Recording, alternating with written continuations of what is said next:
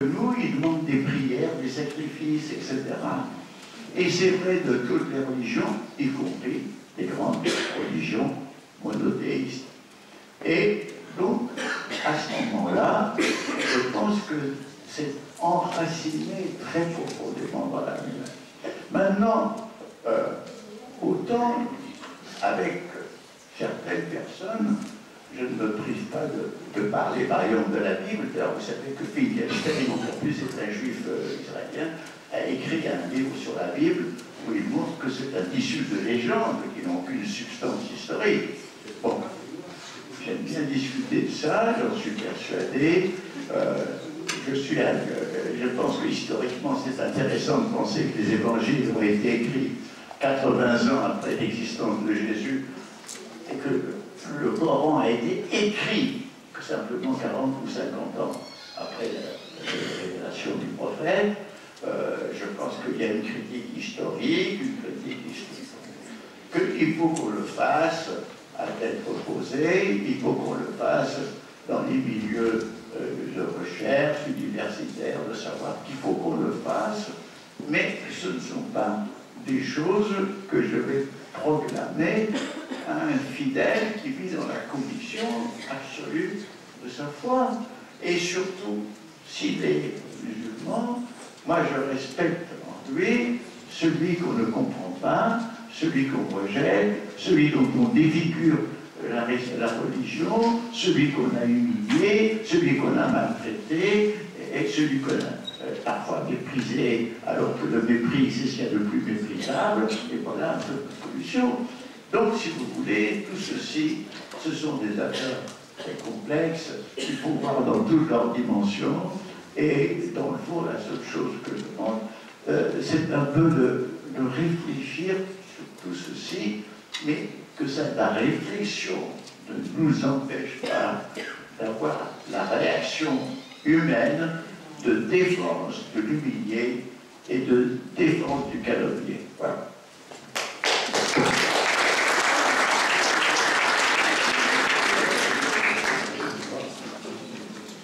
Oui, très rapidement. Simplement, je voudrais réagir à ce que vous avez dit sur... J'aimerais réagir à deux choses, mais très rapidement sur ce que vous avez dit sur le ressenti.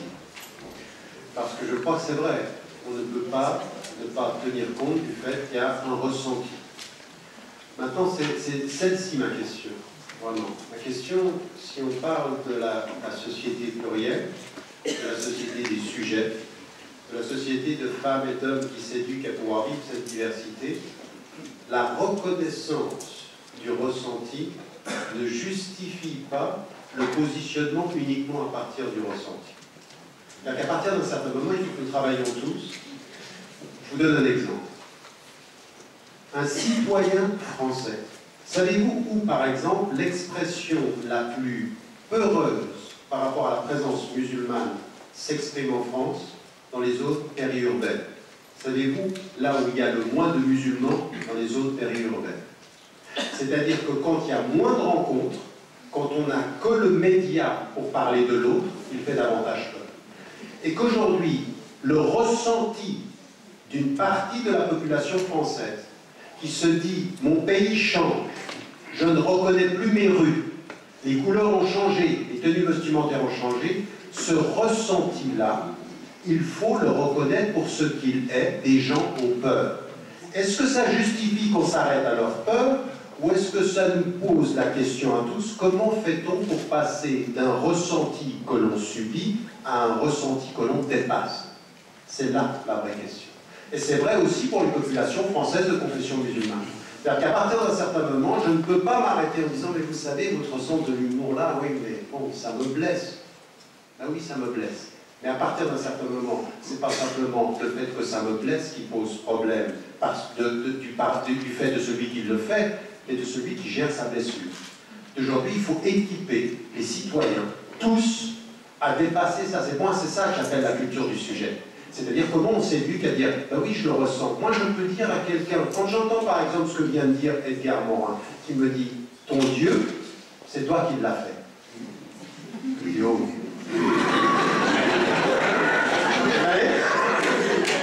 Non mais, voilà, non, ce que je veux dire, c'est que je prends une distance critique et on rentre dans un débat. Le ressenti, c'est qu'il ne me confond pas. La réflexion, c'est qu'on va rentrer dans un débat. C'est à ça qu'il faut qu'on réussisse aujourd'hui à travailler. L'éducation, elle passera par ça. Deuxième des éléments dans le débat que nous avons, et c'est pour ça que je le disais, le débat, il doit absolument se fonder sur la confiance. Et la confiance suppose qu'on écoute ce que l'autre dit et pas forcément ce qu'on suppose qu'il a pensé ou qu'il n'a pas exactement dit. Moi, je n'ai pas parlé de la question palestinienne aujourd'hui. Non, je n'ai pas parlé de ça. Et la deuxième des choses, quand on a parlé tout à l'heure sur la question de victimes, mon problème avec Charlie Hebdo, alors après on peut discuter de qui était responsable et tout ça, Philippe Val, j'ai un vrai problème idéologique avec lui sur son espèce de dérapage un peu sur la droite, très à droite, un peu très à droite de la droite, enfin il est plus là. Mais bon, de toute façon c'est pas le problème. Le problème pour moi, il est qu'à un moment donné, c'est vrai que j'ai entendu, quand il s'est agi de Charlie Hebdo sur une séquence de 7 ans, de mêmes personnes qui tenaient un discours absolument contradictoire entre ce qu'ils ont dit au moment de Ciné et ce qu'ils nous ont dit au moment des affaires des caricatures. Comment se fait-il qu'on justifie le licenciement d'un homme qui fait de l'humour? C'était une blague. C'est une blague. Donc pourquoi là c'est plus une blague et pourquoi là c'est une blague? À un moment donné, je vous pose juste une question, parce que c'est là que ça commence. En tant que sujet, est-ce que vous êtes d'accord avec moi qu'en France aujourd'hui, il y a des choses qu'on peut dire et il y a des choses qu'on ne peut pas dire? Est-ce que vous êtes prêts à vous battre avec moi pour qu'on puisse dire tout de la même façon égalitairement? Si on commence par ça, nous sommes d'accord. Mais si vous n'admettez pas qu'il y a un vrai problème qui a été mis dans la salle, moi je vais vous dire une chose, j'ai été par rapport à Dieudonné sur le fond de ce qu'il a dit, j'ai été critique, mais à un moment donné, quand il dit « je suis Charlie Coulibaly », je dis c'est une bêtise ce qu'il a dit. Mais qu'on vienne nous dire que c'est une incitation à la haine, c'est une vengeance de Valls qui n'a pas avalé le fait qu'il ait perdu 6 points il y a une année. Donc en l'occurrence, c'est la réalité, c'est à un moment donné. On doit être critique par rapport à lui. Moi je le suis, et je l'ai été devant lui, et je le suis sur le fond, parce que je pense qu'il y a des choses où il y a des excès. Mais je ne peux pas. Et même par rapport à son spectacle, on peut être critique par rapport à ce spectacle, mais venir nous dire qu'il y a des choses qui vont être... Je veux dire, en l'espace de 24 heures, le droit est intervenu pour le prévenir de parler. Donc, à un moment donné... Non, parce que pourquoi est-ce que je dis ça? Parce qu'à un moment donné, on nous assigne à... Si vous êtes pour la défense du droit qu'il a à s'exprimer, c'est que vous êtes un antisémite. Mais non. Je pense qu'il y a des limites. S'il est antisémite et s'il a dit quelque chose d'antisémite, la loi doit intervenir. Mais faire en sorte qu'on intervienne de cette façon-là en disant que sur certains, le droit qu'ils ont est relatif par rapport à l'expression d'autres, là, qu'est-ce que vous voulez quand vous êtes alors, des jeunes dont vous parliez? Donc il faudrait arrêter de penser que ce sont toujours... Encore une fois, j'insiste, il faut cesser d'infantiliser la population des cités françaises. Il faut arrêter de nous parler de ces jeunes à qui il faut qu'on apprenne à parler tout le temps. À un moment donné, ce qu'on devrait dire à ces jeunes, c'est qu'ils ont des droits. Et ce que vous avez dit, par exemple, qui est très important, aujourd'hui c'est une question d'accès à l'éducation, c'est une question d'accès à l'emploi, c'est une question de sortir des ghettos sociaux. Moi, on me dise, est-ce qu'il avait raison de parler d'apartheid? Mais, je veux dire, descendons dans les cités françaises et regardons ce qui se passe. Je veux dire, est-ce que c'est le bon mot? Je veux dire, l'école, c'est une école à 2 vitesses. Les ghettos sociaux sont des ghettos dont on ne sort pas. C'est-à-dire que l'éducation, elle ne permet pas d'en sortir. L'urbanisation est une urbanisation qui fragmente et qui isole. Et le troisième élément, c'est qu'on n'a pas accès. Quand vous avez un nom à consonance, pas d'ici, vous avez doublement la possibilité de vous retrouver au chômage. Ce sont des chiffres, ça. Donc à partir d'un certain moment, il faut aussi qu'on commence à dire une chose, parce que moi, mon combat pour votre droit à dessiner et à faire des blagues, au sens où vous le dites, je me battrai si on commence ensemble par dire qu'en France aujourd'hui, la liberté d'expression n'est pas défendue de la même façon pour tous les citoyens. Si on parle de ce principe-là, on battons-nous ensemble. Et s'il s'agit simplement de tenir des grands discours théoriques sur j'ai le droit de faire des blagues, mais pas toutes les blagues, il y a un problème.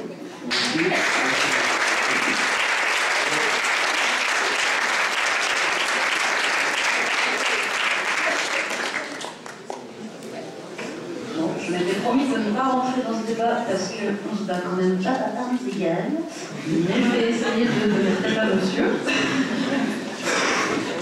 Alors, pourquoi le discours de Charlie Hebdo a-t-il changé en ce moment où il était dirigé par Philippe Val, qui a viré le dessinateur ciné pour une blague jugée antisémitiste, pardon, et ouais, excusez-moi, ça va, j'ai pas l'habitude. Et le 11 janvier, alors, et ben parce que Val, il n'était plus dans le journal. Voilà. Si vous voulez mon avis, je vais vous parler en tant que Camille Bess, je ne parle absolument pas au nom du journal Charlie Hebdo, de ceux qui récitaient, de ceux qui restent aujourd'hui parmi nous. Moi, je pense que c'est une vraie connerie de virer Ciné, que ce qu'il avait écrit, il avait tout à fait le droit de l'écrire, et que c'était surtout que c'était la première partie fait depuis bien longtemps, et ça a été un texte. Mais ce n'est que mon avis, il n'engage que moi. Donc, depuis le départ de Val, il y a quand même un petit moment, c'est Charles qui avait repris ce journal avec Harris.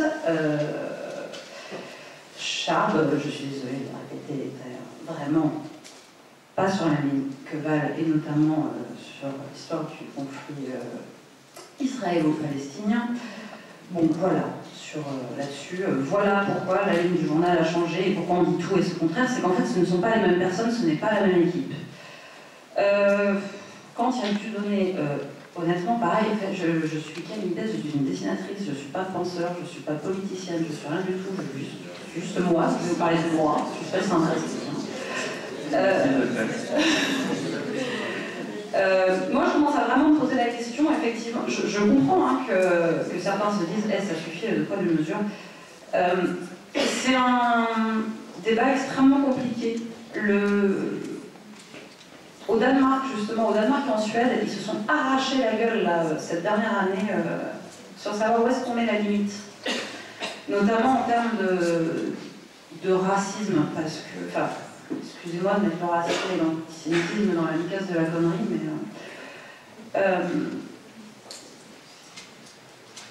voilà, c'est ils sont allés jusqu'à saisir des œuvres d'art jugées racistes et à les détruire. Une partie de la population s'est insurgée contre ça. À l'inverse, ils ont du coup fait une expo de dessins jugés super limite et islamophobes au sein même du Parlement, pardon. Bah, voilà, je ne sais pas où me placer là-dedans.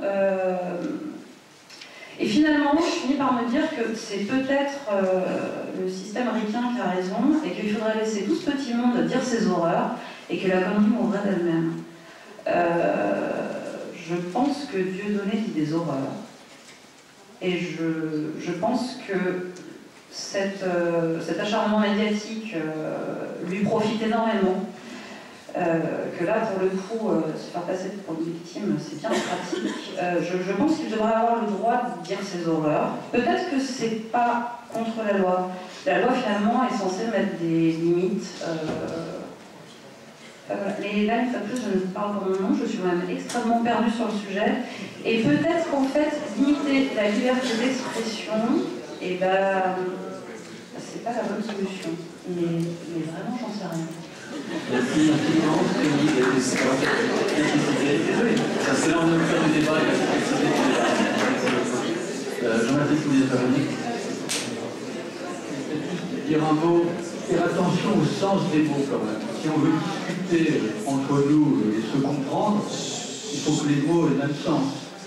Alors, quand on emploie le mot apartheid ou ghetto, apartheid ou ghetto, ça avait un sens juridique.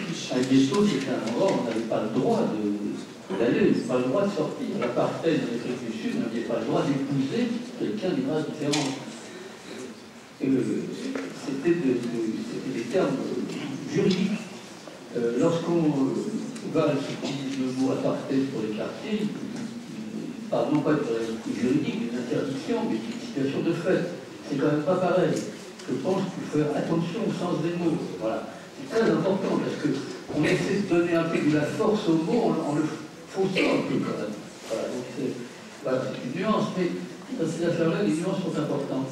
Une deuxième chose que je voudrais dire, c'est qu'il me semble quand même que quelqu'un qui fait des dessins, il doit travailler sur l'intention qu'il porte. quand on fait il me semble, si je faisais des dessins, je me dirais, voilà, je vais faire ce que j'ai envie de faire ce dessin, mais quel est mon but en faisant ce dessin? Est-ce que c'est de faire évoluer l'autre, de lui montrer quelque chose qui, de mon point de vue, ne va pas? Ou est-ce que je veux l'enfoncer, faire rire de lui? Je pense que la question de l'intention en spiritualité, l'intention est aussi importante que ce que l'on fait. Hein. Maître Eckhart disait, ce ne sont pas nos actes qui nous sanctifient, c'est nous qui sanctifions nos actes. Le même acte pourra avoir une portée très différente selon l'intention qu'on y met. Et je pense qu'il y a une question dans la caricature, qui est un art dangereux, qui est un art où la méchanceté féroce, la férocité peut côtoyer de très près le mot du mot ingénieux qui va déstabiliser dans le bon sens l'autre. C'est un problème très particulier, c'est la question de l'intention morale, me paraît très importante dans la caricature. Voilà. Alors ensuite, là on est dans le moral, on n'est pas dans le légal. Le légal doit être libre. Mais le moral n'est pas tout à fait la même chose. Voilà, je pense qu'il y a un vrai sujet autour de l'intention. Voilà, je pense que, comme pour tout, j'avais envie de dire, mais ce serait excessif. Comme vous dites, moi je fais une blague et rien d'autre. De temps en temps, moi, dans une pub d'exclusion, j'entends un patron nous dire l'entreprise c'est fait pour faire du profit. Ben non, c'est pas fait seulement pour faire du profit, c'est fait pour faire vivre une communauté. Donc une blague, c'est plus qu'une blague, malgré tout. Surtout quand vous avez diffusé 70 000 exemplaires. Voilà. Vous avez quand même le droit sur une blague que vous voulez.